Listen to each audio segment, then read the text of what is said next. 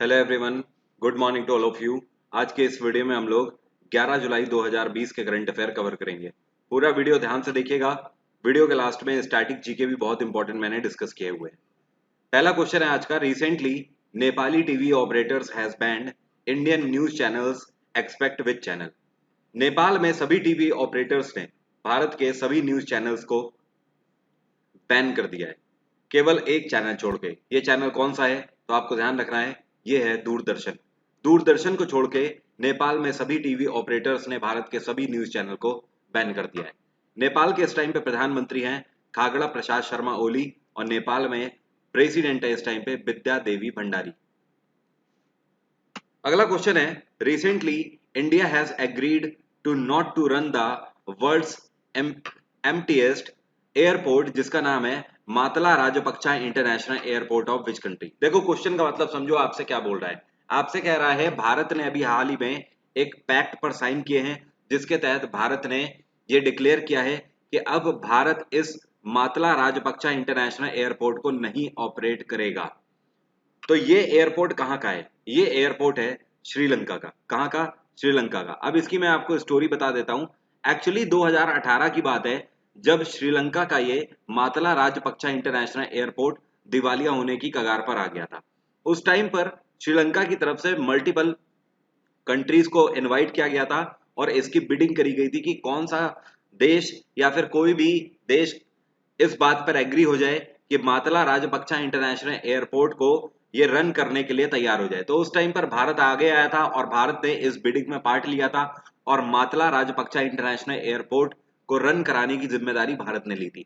अभी 2 साल तक भारत ने इसको रन कराया, लेकिन फाइनली भारत को भी अब इस पे कोई इंटरेस्ट नहीं दिख रहा है, क्योंकि इससे एक्सपेंसेस नहीं निकल रहे हैं। इस वजह से India has decided not to run the Mattala Rajapaksa international airport. दुनिया के सबसे वीराने एयरपोर्ट्स में से ये एक है। श्रीलंका की बात करें तो यहां पर प्रधानमंत्री हैं महिंदा राजपक्षा और इनके बड़े भाई गोताबाया राजपक्षा यहाँ के प्रेसिडेंट है इस टाइम पे। श्रीलंका की कैपिटल है जयवर्धन कोट्टे और कोलंबो। चाइना में शी जिनपिंग की सरकार है। चाइना की कैपिटल है बीजिंग। पाकिस्तान में इमरान खान की सरकार है, यहाँ की कैपिटल है इस्लामाबाद। नेपाल की कैपिटल है काठमांडू और नेपाल में सरकार है खागड़ा प्रसाद शर्मा ओली की। तो इस क्वेश्चन का आंसर है श्रीलंका। श्रीलंका का मातला राजपक्षा इंटरनेशनल एयरपोर्ट आगे रन कराने से भारत सरकार के द्वारा मना कर दिया गया है। अगला क्वेश्चन है। Recently which country has launched commercial communication satellite, जिसका नाम है एपी स्टार 6D। आपसे कह रहा है एपी स्टार 6D, ये जो कम्युनिकेशन सैटेलाइट है, इसको अभी हाल ही में किस देश के द्वारा लॉन्च किया गया है? इसको लॉन्च किया गया चाइना के द्वारा। तो fourth one is the correct answer. आपको ध्यान रखना है साल 2020 में ये जो एपी स्टार 6D सैटेलाइट है, ये भारत चाइना की तरफ से 8वां रॉकेट लॉन्च किया गया है सैटेलाइट के थ्रू। चाइना की कैपिटल है बीजिंग, साउथ कोरिया की कैपिटल है सियोल, रशिया की कैपिटल है मॉस्को, यूएस की कैपिटल है वॉशिंगटन। चाइना से जुड़ा हुआ एक और question. Which country satellite of solid fuelled carrier rocket, जिसका नाम है कोजू 11 फील्ड। अभी हाल ही में ये कौन सा देश है जिसने KZ-11 रॉकेट लॉन्च किया है? ये कैरियर रॉकेट है, इसको लॉन्च करते ही ये फेल हो गया। ये भी लॉन्च किया गया चाइना के द्वारा। अंतर दोनों में ये है कि KZ रॉकेट फेल हो गया है, ये आपको ध्यान रखना है, और जो इन्होंने communication satellite AP star 6D launch करी है, ये सफल हो गई। तो इन दोनों में ये चीज ध्यान रखना है। चाइना ने इन दोनों का परीक्षण किया, लेकिन एपी स्टार 6D का सफलतापूर्वक परीक्षण रहा और ये जो KZ-11 है ये फेल हो गया। अगला क्वेश्चन है। Recently which country became first Arab nation to send probe to Mars. Mangal ग्रह पर अपनी सैटेलाइट भेजने वाला पहला अरब कंट्री कौन सा बन गया है? पहला अरब कंट्री यूएई बन गया है, यूनाइटेड अरब अमीरात। बाय द वे मैं आपको बता दूं, साल 2019 में भी यूएई ने डिक्लेयर किया था कि 2021 से पहले यूएई मंगल ग्रह पर अपना एक प्रॉब भेज देगा, और फाइनली ये पॉसिबल हो गया है। यूएई ने अभी हाल ही में मंगल ग्रह पर अपना प्रॉब भेजकर पहला अरब नेशन होने का रिकॉर्ड दर्ज करा दिया है। यूनाइटेड अरब अमीरात के इस टाइम पे प्रेसिडेंट है खलीफा बिन जायद अल नहयान। क्या नाम है इनका? खलीफा बिन जायद अल नहयान। यूएई की कैपिटल है अबू धाबी, कतर की कैपिटल है दोहा, इजिप्ट की कैपिटल है कायरो, ओमान की कैपिटल है मस्कट। तो first one is the correct answer. एक चीज और ध्यान रखिएगा, यूएई ये टारगेट लेकर चल रहा है कि ये पूरी दुनिया में एआई लीडर बनेगा, आर्टिफिशियल इंटेलिजेंस लीडर बनेगा। यूएई टारगेट लेकर चल रहा है कौन से ईयर तक का, तो आपको ध्यान रखना है 2031 तक का टारगेट लेकर चल रहा है यूनाइटेड अरब अमीरात के दुनिया का आर्टिफिशियल इंटेलिजेंस लीडर बन जाएगा। Recently, which IIT institute has collaborates with NVIDIA to establish India's first NVIDIA AI Technology Center? Question का मतलब समझो पहले हिंदी में आपसे क्या बोल रहा है। आपसे कह रहा है ये भारत का कौन सा आईआईटी इंस्टीट्यूट है जिसने अभी हाल ही में यूएस की कंपनी एनवीडिया के साथ एक पैक्ट साइन किया है, जिसके तहत ये एक टेक्नोलॉजी सेंटर की स्थापना करने जा रहे हैं जो कि आर्टिफिशियल इंटेलिजेंस टेक्नोलॉजी सेंटर होगा। ये आईआईटी है, आईआईटी हैदराबाद। आईआईटी हैदराबाद ने यूएस की कंपनी एनवीडिया के साथ पैक्ट साइन किया है और आर्टिफिशियल इंटेलिजेंस टेक्नोलॉजी सेंटर की स्थापना करेंगे। एनवीडिया की बात करें तो आपको ध्यान रखना है इसका हेडक्वार्टर है कैलिफोर्निया। इसकी स्थापना 1993 में करी गई थी। ये बेसिकली एक ग्राफिक डिजाइनिंग कंपनी है एनवीडिया। ये मदद करेंगे आईआईटी हैदराबाद की। Recently in Odisha, who launched Bhubaneswar Land Use Intelligence System to use space technology and artificial intelligence to monitor government land? Question का मतलब आपसे ये कह रहा है कि सरकारी जमीन की देखरेख के लिए, मॉनिटरिंग के लिए अभी हाल ही में उड़ीसा में Bhubaneswar land use intelligence system का इनॉग्रेशन किसने किया? इसको इनॉग्रेट किया गया नवीन पटनायक के द्वारा। ये जो नवीन पटनायक के द्वारा Bhubaneswar land use intelligence system को लॉन्च किया गया है, ये बेसिकली एक ऐसा सिस्टम है जो कि डायरेक्ट सैटेलाइट से कनेक्टेड है। सैटेलाइट के थ्रू ये मदद करेगा कि सरकार के द्वारा जो जमीनें लोगों को दी गई हैं पर्टिकुलर प्रोजेक्ट के तौर पर, तो सरकार डायरेक्ट इसको मॉनिटर कर सकती है कि सरकार की जमीनों पर कोई अवैध कब्जा वगैरह तो नहीं कर रहा है। ये सारी चीजें सरकार सिर्फ और सिर्फ अपने कंप्यूटर सिस्टम पे अपने कंट्रोल सेंटर से बैठकर ही ये सारी चीजें देख सकती है। तो इस तरीके की पहल भी भारत में हो चुकी है और पहली ऐसी राज्य सरकार है उड़ीसा सरकार। नवीन पटनायक की सरकार की तरफ से बहुत बड़ा कदम ये लिया गया है। उड़ीसा में नवीन पटनायक चीफ मिनिस्टर हैं और गवर्नर हैं गणेशी लाल। अगला क्वेश्चन है, recently which state government launched pure for sure week long campaign to ensure purity of dairy products from 8th to 14th July. Question का मतलब यह है कि कौन सी राज्य सरकार है जिसने अभी हाल ही में एक कैंपेन चलाया है जिसका नाम है प्योर फॉर श्योर। ये डेयरी प्रोडक्ट से related pure for sure campaign है जो कि 8 जुलाई से स्टार्ट किया गया है और 14 जुलाई तक चलाया जाएगा। ये राज्य सरकार, आपको ध्यान रखना है, अशोक गहलोत की सरकार है। राजस्थान सरकार के द्वारा प्योर फॉर श्योर कैंपेन चलाया गया। इसके तहत राजस्थान में जितने भी डेयरी प्रोडक्ट सप्लाई करने वाले सप्लायर हैं उन सभी के दूध की गुणवत्ता चेक करी जाएगी और इस बात का पता लगाया जाएगा कि दूध कितना प्योर वहां पर बिक रहा है। तो दूध की गुणवत्ता को चेक करने के लिए एक हफ्ते का टारगेट लेकर चल रही है राजस्थान सरकार और इसको कैंपेन का नाम इन्होंने दिया है प्योर फॉर श्योर। राजस्थान में गवर्नर हैं कलराज मिश्र। उत्तर प्रदेश में योगी आदित्यनाथ की सरकार है, गवर्नर है आनंदीबेन पटेल। गुजरात में विजय रूपानी की सरकार है, गवर्नर है आचार्य देवव्रत। और उत्तराखंड में त्रिवेंद्र सिंह रावत की सरकार है, गवर्नर है Baby Rani Maurya. Recently, ADAI has formed a committee of 9 members to look into the possibility of setting up pandemic risk pool. Who will be the head of this committee? देखो है क्या, अभी हाल ही में ADAI ने एक 9 मेंबर्स की एक नई कमेटी का गठन किया है। इस कमेटी के हेड कौन बनाए गए हैं?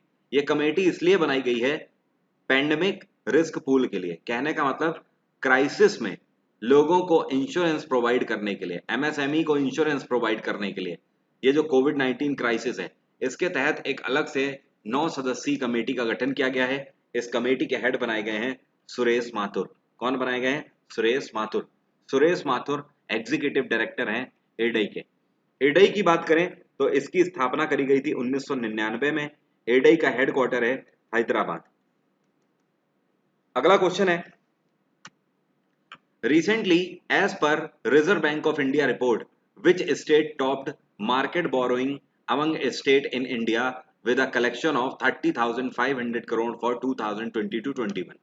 क्वेश्चन का मतलब यह है कि आरबीआई के एक रिपोर्ट के तहत यह बताया गया कि भारत का यह कौन सा राज्य है जिसने 2020 से 21 में डेवलपमेंट के लिए सबसे ज्यादा ऋण लिया है, सबसे ज्यादा लोन मार्केट से लिया है 30,500 करोड़ का। ये स्टेट है तमिलनाडु। तमिलनाडु ने स्टेट डेवलपमेंट के लिए 30,500 करोड़ का लोन लिया है 2020 से 21 में राज्य के डेवलपमेंट के लिए। तमिलनाडु में ई के पलानी स्वामी की सरकार है। तमिलनाडु के गवर्नर हैं इस टाइम पे बनवारी लाल पुरोहित। केरल में पिनाराई विजयन की सरकार है, गवर्नर है यहाँ पर आरिफ मोहम्मद खान। गुजरात में विजय रूपानी की सरकार है, गवर्नर है आचार्य देवव्रत। महाराष्ट्र में उद्धव ठाकरे की सरकार है और गवर्नर है यहाँ पर भगत सिंह कोश्यारी। आरबीआई की बात करें तो आरबीआई का हेडक्वार्टर है मुंबई, स्थापना करी गई थी 1935 में। और आरबीआई के गवर्नर कौन है? ये है शक्तिकांत दास। ध्यान रखिएगा, शक्तिकांत दास आरबीआई के 25वें गवर्नर है। Recently which Indian company launched world's first reusable PPE kits with triple viral shield technology? Triple viral shield technology के साथ पीपीई किट जो कि रीयूजेबल होगी, इस तरीके की दुनिया की पहली पीपीई किट लॉन्च करी है किस भारतीय कंपनी ने? इस कंपनी का नाम है loyal textile mill. Mumbai based company है लॉयल टेक्सटाइल मिल। इसकी स्थापना 1946 में करी गई थी और इसके चेयरपर्सन हैं मणिकाम रामास्वामी। क्या नाम है? मणिकाम रामास्वामी। तो एक बार फिर से समझो, ट्रिपल वायरल शील्ड टेक्नोलॉजी की मदद से रीयूज करने वाली पीपीई किट पहली बार पूरी दुनिया में लॉन्च करी गई है लॉयल टेक्सटाइल मिल के द्वारा। मुंबई बेस्ड कंपनी है, 1946 में स्थापना करी गई थी। इसके चेयरपर्सन है मणिकाम रामास्वामी। अगला क्वेश्चन है, recently as per Economist Intelligence Unit report, आपसे कह रहा है ईआईयू की रिपोर्ट के आधार पर अभी हाल ही में 2020 की कैंसर प्रिपेयर्डनेस इंडेक्स लॉन्च करी गई है, जिसमें भारत ने कौन सी रैंक सिक्योर करी है? भारत ने इसमें 8वीं रैंक सिक्योर करी है, 8th रैंक। ध्यान रखिएगा। अब देखो, इसमें 10 एशिया पैसिफिक कंट्रीज को शामिल किया गया है ईआईयू की इस रिपोर्ट में। इसमें 10 में से नंबर 1 पे कौन सा रहा? नंबर 1 पे रहा ऑस्ट्रेलिया। नंबर 2 पे कौन सा देश रहा? तो ध्यान रखना है, नंबर 2 पे रहा साउथ कोरिया। नंबर 3 पर कौन सा देश रहा? ये रहा मलेशिया। मलेशिया, ठीक है। तो ऑस्ट्रेलिया की कैपिटल कैनबरा, साउथ कोरिया की कैपिटल सियोल, मलेशिया की कैपिटल कुआलालंपुर। ये 3 देश टॉप 3 में है। भारत ने 8वीं रैंक सिक्योर करी है कैंसर प्रिपेयर्डनेस इंडेक्स में। देखो, ये जो कैंसर प्रिपेयर्डनेस इंडेक्स लॉन्च किया जाता है, इसका मेन मकसद ये है कि ये बताना कि हमारे देश कैंसर से लड़ने के लिए किस हद तक तैयार है, किस हद तक थेरेपीज उपलब्ध हैं, किस लेवल तक इलाज उपलब्ध है कैंसर से लड़ने के लिए। ये सारी चीजें, इन सारे पैरामीटर्स के बिहाफ पर एक लिस्ट बनाई जाती है, एक रिपोर्ट बनाई जाती है, जिसको बोलते हैं cancer preparedness index. Recently Raneem El Welily, world's number 1 women squash player, took retirement from sport. आपसे कह रहा है, ये जो आपको फोटो में दिख रही है, इनका नाम है रैनिम एल वेलेली। ये दुनिया की नंबर 1 विमेन स्क्वैश प्लेयर है। अभी हाल ही में इन्होंने रिटायरमेंट अनाउंस कर दिया है। कौन से देश की खिलाड़ी हैं? आपको ध्यान रखना है, ये इजिप्ट की खिलाड़ी हैं। हाल ही में इन्होंने रिटायरमेंट अनाउंस कर दिया है। इजिप्ट की कैपिटल है कायरो, यूक्रेन की कैपिटल है कीव, जॉर्डन की कैपिटल है अमान, यूएई की कैपिटल है Abu Dhabi. Recently Jagdeep has passed away. ये जो आपको दिख रहे हैं, आप लोगों ने कई बार इनको बॉलीवुड में देखा होगा, बहुत सारी मूवीज में। इनका नाम है जगदीप। अभी हाल ही में जगदीप का निधन हो गया। ये क्या थे? ये कॉमेडियन थे बॉलीवुड में एक्टर थे। हाल ही में इनका निधन हो गया। इनका रियल नेम शायद ही कुछ लोगों को पता हो। इनका रियल नेम है सईद इश्तियाक अहमद। सईद इश्तियाक अहमद। और मे भी आप में से कुछ ही लोगों को पता हो कि ये जो सईद इश्तियाक अहमद है, ये बेसिकली बॉलीवुड में जगदीप के नाम से जाने जाते थे। और इनके बेटे हैं जावेद जाफरी। जावेद जाफरी गोलमाल में भी इन्होंने काम किया हुआ है। माफ करिएगा, धमाल मूवी में, गोलमाल में नहीं, धमाल में। जावेद जाफरी, तो जावेद जाफरी इन्हीं के बेटे हैं। तो अभी हाल ही में इनका निधन हो गया। अगला क्वेश्चन है, रिसेंटली अमादो गोन कलीबली पास्ड अवे। अभी हाल ही में इनका नाम है अमादो गोन कलीबली, अभी हाल ही में इनका निधन हो गया। He was the prime minister of which country, कौन से देश के प्रधानमंत्री थे कलीबली? कलीबली प्रधानमंत्री थे आइवरी कोस्ट के। किसके? Ivory Coast. आइवरी कोस्ट की कैपिटल क्या है? इसकी कैपिटल है यामोसुक्रो। क्या नाम है? यहां पर मैं लिखता हूं यामोसुक्रो। तो यामोसुक्रो इसकी कैपिटल है आइवरी कोस्ट की। आइवरी कोस्ट के प्रधानमंत्री वर्किंग थे, एक मीटिंग से निकले और उसी दौरान इनकी मृत्यु हो गई। तो क्या नाम है? अहमदो गॉन कलीबली, ध्यान रखिएगा। स्लोवाकिया की कैपिटल क्या है? स्लोवाकिया की कैपिटल है ब्रतिस्लावा। क्या बोलते हैं इसको? ब्रतिस्लावा। घाना की कैपिटल है अक्र। लीबिया की कैपिटल है त्रिपोली। उम्मीद करता हूं आज के करंट अफेयर के सभी क्वेश्चन आपको क्लियर हो गए होंगे। फर्दर कोई भी डाउट है तो आप मुझसे कमेंट बॉक्स में पूछ सकते हो। अब बात करते हैं आज के स्टैटिक जीके क्वेश्चंस की। पहला क्वेश्चन बड़ा ही सिंपल सा है, who is known as the father of Indian constitution. आपसे कह रहा है भारतीय संविधान का जनक किसको माना जाता है? भारतीय संविधान के जनक माने जाते हैं B R Ambedkar. First one is the correct answer. B R Ambedkar का जन्मदिन कब मनाया जाता है? 14 अप्रैल को जन्मदिन मनाया जाता है। और डेथ एनिवर्सरी कब ऑब्जर्व करी जाती है? 6 दिसंबर को। अगला क्वेश्चन है, who was the first president of Bangladesh. ये अच्छा क्वेश्चन है। आई थिंक आप में से कुछ ही लोगों को पता होगा बांग्लादेश के पहले राष्ट्रपति कौन थे। ऑप्शन आपके सामने है, अली मोहम्मद काबिन, सईद नजरुल इस्लाम, शेख मुजीबुर रहमान या फिर अदनान उल अली। तो आपको ध्यान रखना है बांग्लादेश के पहले प्रेसिडेंट थे Syed Nazrul Islam. Syed Nazrul Islam, second one is the correct answer. आप में से ऐसे लोग जो कि टेलीग्राम चैनल मेरा ज्वाइन करना चाहते हैं फ्री ऑफ कॉस्ट, इस वीडियो के डिस्क्रिप्शन में मैंने लिंक दे रखा है टेलीग्राम चैनल का, वो लोग ज्वाइन कर सकते हो फ्री ऑफ कॉस्ट। वहां से सभी पीडीएफ आपको मिल जाएंगी मेरी, और साथ में जो 10 बजे के मैं free of cost live session लेता हूं अनअकैडमी लाइव चैनल के, वहां के सारे लिंक भी आपको वहां पर मिल जाएंगे। तो जो लोग भी टेलीग्राम चैनल ज्वाइन करना चाहते हैं, वीडियो के डिस्क्रिप्शन में लिंक दिया हुआ है, आप उससे ज्वाइन कर सकते हो।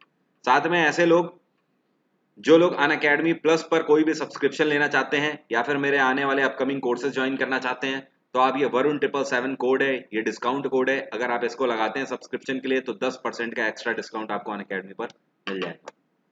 Prime minister Narendra Modi has been awarded with how many highest civilian honour yet. अभी तक प्रधानमंत्री नरेंद्र मोदी को टोटल कितने हाईएस्ट सिविलियन ऑनर से सम्मानित किया जा चुका है? प्रधानमंत्री को टोटल पूरे विश्व भर में 8 हाईएस्ट सिविलियन ऑनर से सम्मानित किया जा चुका है।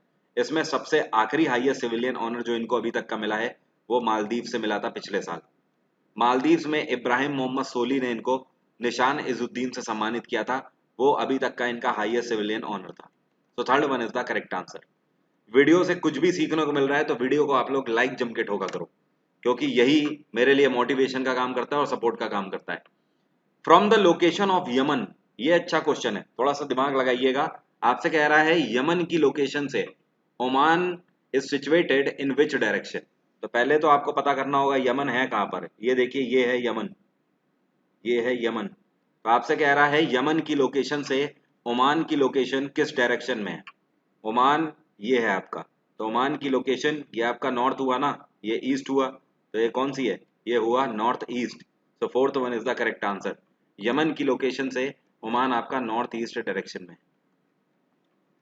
अगला क्वेश्चन है, in the home page of Google search engine Google offers how many language options. अच्छा क्वेश्चन है, दिमाग खोल दिया होगा इस क्वेश्चन ने आप लोगों का, इस तरीके का क्वेश्चन देखा नहीं होगा। आपसे कह रहा है गूगल सर्च इंजन के होम पेज में गूगल के द्वारा कितनी लैंग्वेज ऑप्शन आपको प्रोवाइड किए जाते हैं, ऑफर किए जाते हैं? कभी सोचा है आपने? गूगल का पेज सुबह से शाम तक हर कोई देखता है, उसके बाद भी मे भी कुछ लोगों को याद हो या फिर किसी को भी नहीं याद होगा कि क्वेश्चन ये है कि भाई ये जो गूगल का पेज होता है, सर्च इंजन ये जो गूगल का होता है, इसमें जहां पर आप लिख के टाइप करते हो, सर्च करते हो कुछ भी, यहाँ पर बड़ा बड़ा गूगल लिखा रहता है। इसमें आपसे कह रहा है कि कितनी लैंग्वेज ऑप्शन ऑफर किए जाते हैं गूगल सर्च इंजन के द्वारा। चलिए मैं आपको दिखा देता हूं, पहले दिखाने के बाद ही बात करते हैं। ये देखिए, देखो गूगल ऑफर कर रहा है कितनी लैंग्वेज?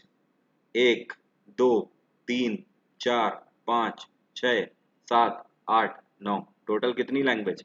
9 लैंग्वेजेस गूगल ऑफर कर रहा है। So our answer is first one. 9 language Google search engine offer करता है। अब आप कभी भी इस क्वेश्चन को नहीं भूलोगे, सोते जागते कभी भी नहीं भूलोगे कि गूगल के सर्च इंजन पेज में कितनी लैंग्वेज ऑफर करता है। 9 लैंग्वेज ऑफर करता है। गूगल की स्थापना 1998 में करी गई थी। गूगल के सीईओ हैं सुंदर पिचई। 2 क्लासेस ल्यूसेंट बैच की हो चुकी हैं। जो लोग भी ज्वाइन करना चाहते हैं इस बैच को, वो लोग ज्वाइन कर सकते हैं। 1500 एमसीक्यूज बैक टू बैक करा रहा हूं। अगर आप इनको कर लेते हो तो आने वाले टाइम पर सीपीओ सीजीएल ये सब आपके लिए बहुत आसान हो जाएगा। आप में से ऐसे एस्पिरेंट जो कि जीएस में बिल्कुल जीरो हैं, जिन्हें जीएस का कुछ भी याद नहीं होता है, जीएस का फुल बैच मैं लॉन्च कर चुका हूं अनअकैडमी प्लस पर। वो लोग भी अनअकैडमी प्लस ज्वाइन कर सकते हैं। ये मेरा डिस्काउंट कोड वरुण777, इसका यूज करेंगे तो 10% का फ्लैट डिस्काउंट अनअकैडमी पर मिल जाएगा। इससे ज्यादा डिस्काउंट अवेलेबल है नहीं और पूरे हिंदुस्तान में इससे कम फीस भी नहीं है। तो अभी नहीं तो कभी नहीं। जन्नत मूवी आप लोगों ने देखी होगी इमरान हाशमी की, उसमें कहता है ना, जो सोचता है वो सोचता ही रह जाता है। तो इसलिए जो सोचता है ज्यादा वो सोचता ही रह जाता है। तैयारी अभी नहीं तो कभी नहीं। हर साल कंपटीशन बढ़ता चला जा रहा है। इस बार आप लोगों ने देख लिया है 137 से कट ऑफ बढ़ के 147 पहुंच चुका है। क्या चाहते हैं अगली बार जब 157 पहुंच जाएगा तब आपको अफसोस हो? तो ऐसा मत करिए। अगर आपको लग रहा है कि जीएस आपके लिए प्रॉब्लमेटिक सिचुएशन क्रिएट कर रही है तो अन अकेडमी प्लस आप ज्वाइन कर सकते हो। जब मैं वहां पर आपको गारंटी दे रहा हूं तो आपको किस चीज की क्या दिक्कत है। ज्वाइन करिए आज ही। और जो बैच चल रहे हैं उन्हें अगर आप ज्वाइन कर लेते हो तो अगले 6 महीने में बिल्कुल चीता बन के आप निकलोगे। कोई भी पेपर आप दे लेना एसएससी का या फिर किसी भी बैंक एग्जाम का, करंट अफेयर पढ़ के मेरे सारे एग्जाम आराम से स्कोर कर लोगे आप। Thank you so much. Have a nice day. Take care. Bye bye. See you tomorrow. कल सुबह 6 बजे फिर से मुलाकात होगी।